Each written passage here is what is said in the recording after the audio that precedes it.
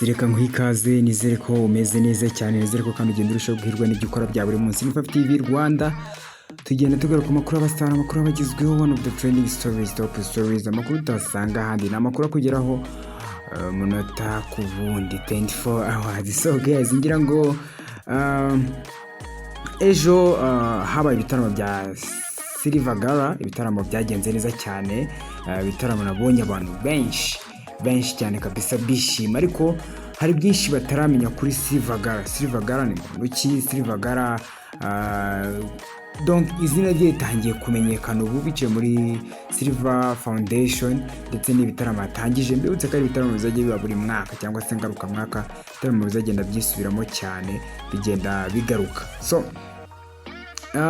nciyemo gake kuri Fyve-tvrwanda uwo ari we, Sherie ari unagiye gutegura ibitaramo bya Fyve-tvrwanda byamaze kuba ku nshuro ya mbere, bizajya biba buri mwaka inshuro ya donc buri gihe bigenda biba. So Fyve-tvrwanda Sherie sinima ndimo gukunda kubyitiranya na Fyve-tvrwanda.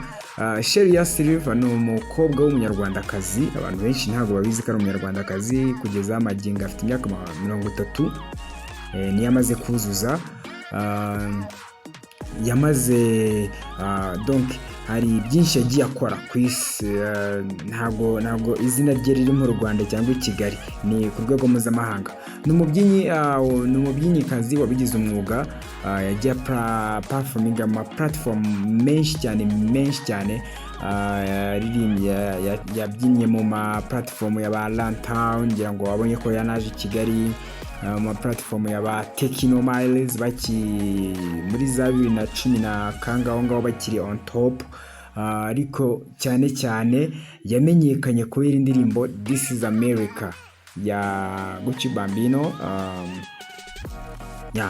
Niyo ndirimbo amenyekanyemo cyane, aza no gukundwa cyane, ndetse gira izina riri hejuru cyane kubera imibyinire idasanzwe ye n'uburyo ya performance nyir'indirimbo. Ngira ngo nunajye no ku ma platform ye menshi ujya usanga harimo ifoto igaragaza arimo abyina iriya ndirimbo This is America. Ni indirimbo akunzwe cyane, iza no gutwara ibihembo bitandukanye, ariko nanone tumaze kwegukana ibihembo bitandukanye muri mu marushanwa atandukanye yagiye yitabira, ndetse agira izina rigari cyane ryagutse, rikatuma yubakirwa stati cyangwa se ikibumbano, niba nabyita ngo ikibumbano, donc ishusho, ragatereka byiti ikibumbano, ishusho, stati. Iyi ngiyi bakubakira ayubakirwa muri USA, muri London mu mujyi. Ngira ngo urumva ko gufata umunyarwandakazi uyu nguyu usanzwe tuzi uri hano, akaba yakubakirwa stati i London, ntabwo ari ibintu byoroshye, ntabwo ari ibintu wabyuka mu gitondo ngereho. Ni umwe mu bakobwa bagiye bagira platforms nyinshi zigatuma rimwe na rimwe agenda abona akazi ko kubyina, aho yaje kwigisha, ari nacyo cyatumye bamumenya cyane mu Bwongereza, banamukorera stati. Yaje gukora mu ishuri rishinzwe kwigisha kubyina aho ngaho mu Bwongereza, ari naho byatumye aza kuzamukira gukora nk'umunyamwuga, abibonamo akazi, anakorera amafaranga menshi cyane. Kugira ngo ntabwo akora biriya bintu adafite amafaranga menshi cyane. So yagarutse mu Rwanda vuba, nta gihe kinini hamaze, ariko ubona ko mu gihe gito amaze mu Rwanda, imyaka mike amaze mu Rwanda, hari ibintu byinshi amaze gukora bitandukanye. Navuga ko ari ibintu umuntu ashobora gufatira ikitegereza akavuga ati wow kabisa, that's great.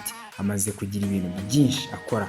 Mbere na mbere yazanye Fyve Foundation, kugeza amagingo aya ifasha abana 600, ikabafasha mu buryo butandukanye, burimo kubaka talent zabo, kubaka ibintu byinshi bitandukanye, ariko cyane kubaka talent nicyo bashingiyeho. Yamaze no gushinga, nabonye afite website aho ushobora kujya ugahasanga ibikorwa bye, ndetse banakora donation ukayikora cyangwa se ubwitange. Fyve-tvrwanda ni ibitaramo agiye kuzajya agarukaho buri mwaka.